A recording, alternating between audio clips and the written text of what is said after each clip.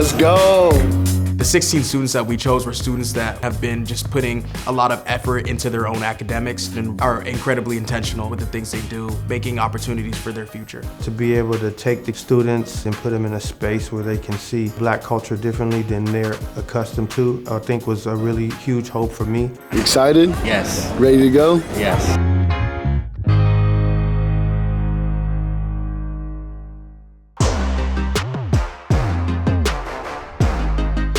You guys follow me? I think stepping foot in the campus for the first time really started to make it more realistic for them. Like, oh, okay, we're really here and we're really about to do this. All right, I want to welcome you guys to our Student Service Center. Inside of here, this is where all the business happens. On our second floor, you'll get admissions. So anybody, if you're looking to apply to Norfolk State University, admissions are the people who you will contact. Yes. Yes, sir. If you've never been to an HBCU, what is it about being in an HBCU that separates itself from being at a PWI, or what makes it the place to be? Gotcha. So where I'm from Natchitoches, Louisiana. Down the road from me was a PWI known as Northwestern State University, another great PWI. I did not want to go there because it wasn't my people there. Being in a culture, atmosphere, being around my people, it brings in a sense of excellence and a sense of wanting to succeed beyond myself, not just for me, but what I want to bring to my community back home. So coming to Norfolk State University, not only were they welcoming with open arms, but the culture that was here at Norfolk State University felt like home. Norfolk was dope. Norfolk was cracking, and their gear was insane too. Like, y'all really got it popping over here when it comes to the swag. So yeah, it was a dope experience. How y'all doing? Good. My name is Tariq Powell. I am a Spring 22 initiate of the Delta Zeta chapter of Phi Beta Sigma Fraternity Incorporated. The Delta Zeta chapter was founded May 7th, 1972. Ever since then, we've just been happy to be here, serve our community, and emphasize our three principles of brotherhood, scholarship, and service to its highest form. Can you show us what does the Phi Beta Sigma turn up look like, Joe? That's what I want to know. Does anyone have a speaker?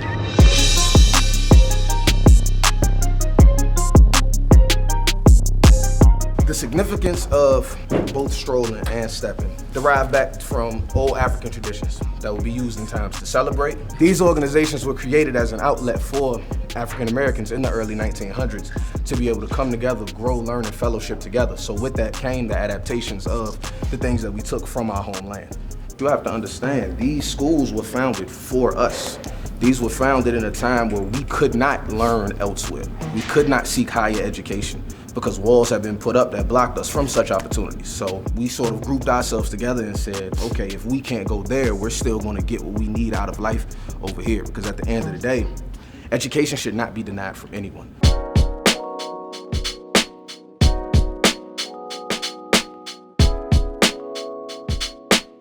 We took kids 3,000 miles away from home.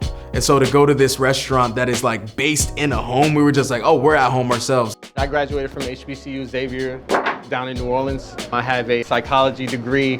You know, I was able to venture off and do that, but when I went down there, I found out that I love cooking, and I love food. So, you know, just so you know that the path that you set out on now may not be the path that you end up going down, but it's okay. I wouldn't change anything about my college experience. Going to a college is great. Going to a HBCU makes it even better.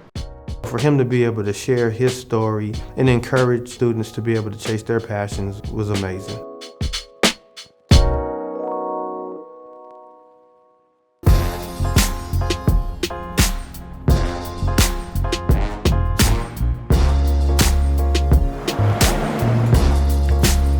Hampton's beautiful. It's located on the water. It just gave this feeling of relaxation. It's a great place to be able to think and recollect. And our athletes had an opportunity to talk with some of their athletes on the field, see the field. I thought that was a great experience as well. If y'all got any questions about how it is playing at a HBCU or the difference, I can answer that for y'all. So like transferring to our HBCU, like was the connection different, like getting along with the teammates and like getting along with your coaches? It's always nice being surrounded by your own people. I love being here at this HBCU. You get a lot of love from the fans, and the HBCU world is expanding and they starting to put a spotlight on us now. So we starting to get some of the exposure and perks that people at Power 5 schools may not get, just because it's a smaller group that's getting a bigger spotlight. We brought a lot of students that love football, that love basketball, and so to actually talk to college athletes that are all conference was a cool experience for those students, man, and just to get a visual of what life could be like if they were to go to HBCU was a beautiful thing.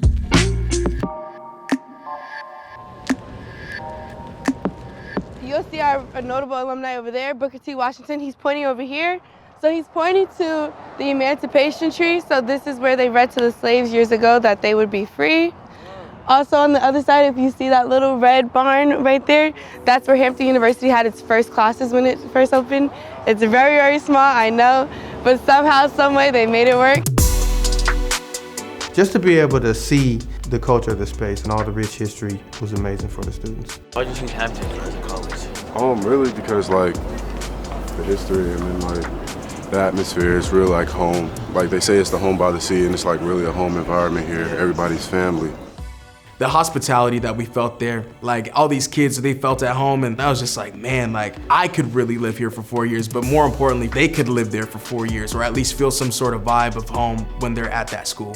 No one can do it like we can. We are the baddest in the land. We are the educated, motivated, skin tight, more hard-working, plus play, all be your world record ladies of SG-Row.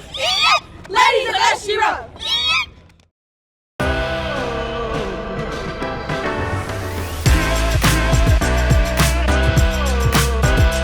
So this building that you just walked out of is our multi-purpose center, aka the MPC as we like to call it. Here we have our main arena where we host our basketball games, volleyball games. Today we have rapper Meek Mill coming for our rap concert. Meek is coming today? Yes, yes he is.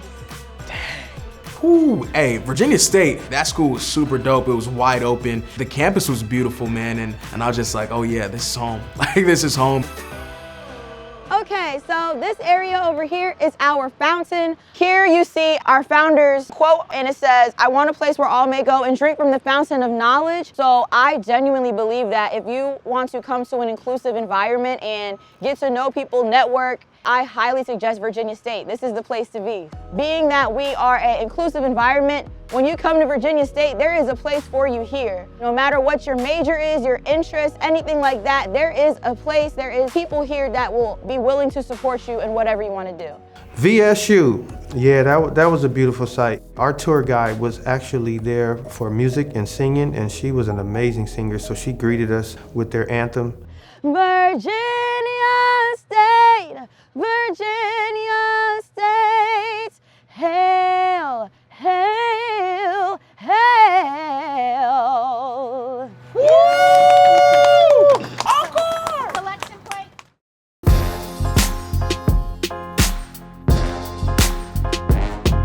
Virginia Union stood out to me because they actually have a museum that really talks about the history of not just the school, but of the grounds, how it started and how it developed into what it is today. Virginia Union is, I mean, not to harp too much on sports, man, they got athletes over there. Like, they got national leaders in their sports. It's unique, like, you around people that look just like you all the time. You around people that's on the same mindset, trying to accomplish the same things as you, so you gotta take advantage of it. I know some of y'all probably athletes, but look into what careers y'all really wanna do that's gonna make y'all some money at the end of the 4 years, because at the end of the day, the ball gonna stop bouncing.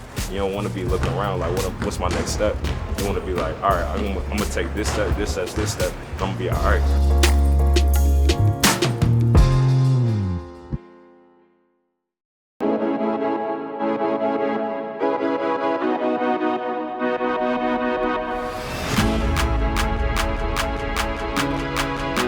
Alrighty, y'all.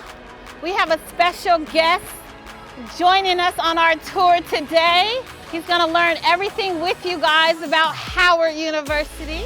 Man, we pull up to Howard and all these kids are like, okay, who's coming? And then we look over our shoulder and LaShonda is with Bobby and they're like, you could just see their eyes widen. And it's like, yeah, man, Bobby Wagner is out here with us. with us. Bobby is a huge supporter of HBCUs, so we're just really lucky to have him, and he's gonna walk through the whole process with you all today. The feeling that we get to see students invest in their education, Bobby feels the same way. That's why he took time out of his day to make sure that those kids felt loved on and felt supported. It was awesome having him there. When you come to Howard, you really need to dive into the cultural experience because it's not all about academics. Of course, academics come first, but that is not what it's all about because there's a lot more at Howard University. Howard is, what the kids say, is lit. Howard was lit. As you all know, the College of Fine Arts is in the namesake of Chadwick A. Boseman, world-renowned actor, activist, philanthropist. So every day, the artists at the College of Fine Arts work to uphold his legacy. Felicia Rashad, who is the dean of the arts building there, we all had a chance to meet her. Well, welcome. Welcome to Howard. Welcome to the Chadwick A. Boseman College of Fine Arts. This is a person that is like on a whole different stratosphere when it comes to their profession, and it was truly an honor to be able to meet her and have the kids meet her as well. Thank you for bringing them from so far. Yeah. It's good to see so many prospective male students. Because the ratio is not to my right. The ratio is 25 to 75. It wasn't like that when I was a student. Really? I didn't know that. One of the things that you started to see develop as they got more comfortable on the trip was that element of networking. You know, don't let this trip just be a trip. Like, make sure you're taking something away from it. Use it as an opportunity to network. These guys are all from Seattle. We have one freshman, sophomores, and juniors. The biggest thing I tell you guys is make sure that you take advantage of this opportunity because y'all came from coast to coast. So just make sure you listen to guys who got experiences, guys who've been there, done that, because it's easier to learn from those who have done it before. Could you talk to these young men about the NFL finding you if you have talent wherever you are? Oh yeah, when I was at Utah State, I don't think anybody had got drafted since like the 80s. But it was really just about standing out. It's like when you play in the league like this, you gotta stand out. So for me, it started with like working out. I can confidently say that nobody outworked me. Nobody beat me to the gym. I don't think anybody had better grades than I did. And I stayed later than anybody else. So you'll have that opportunity. And so it's just whenever you get it, take advantage of it. It was good to see Bobby in his element. He's such a down-to-earth, low-key individual. Just the way that he organically bonds with the students, it's beautiful to see, and he's very approachable, so they feel comfortable coming to him and asking him questions. Seeing like an HBCU like this, would you switch and go to a HBCU if you had the chance to? I think if I knew it was an option, I would have. You see this? This is signed by my brother, Bobby Wagner, you heard?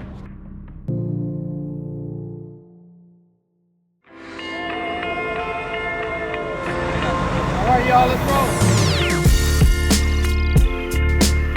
These students are great. They're absolutely phenomenal. And this wasn't just like a week of vacation for these kids. These kids were like, oh, let me take what I got from this trip and let's continue the momentum that was started back there. In every space that they came into, the adults in that space was just giving them kudos on their engagement, their behavior, just how bright they were. And that made us proud that our students were able to go out there and represent Seattle. The Washington Monument is a symbol of America. It's a symbol of American ideals. And in many ways, the African American experience is a way to see how closely the nation is living up to those values. One of the things I really wanted to get from the trip was really just foster a joy for learning. So bringing them into a space where they can see representation that look like them and the joy that they have for learning, I think was the biggest hope for me. We asked these students to come because we knew they would invest in their own education, but because now I have a really close relationship with them, they're texting me about opportunities that they're interested in, and they continue to show up to events because they really want to know more. I've seen it happen in droves. Like, I've seen these students invest more and more, and that change didn't necessarily happen because of this trip. It was always in them, but that trip brought it out of them.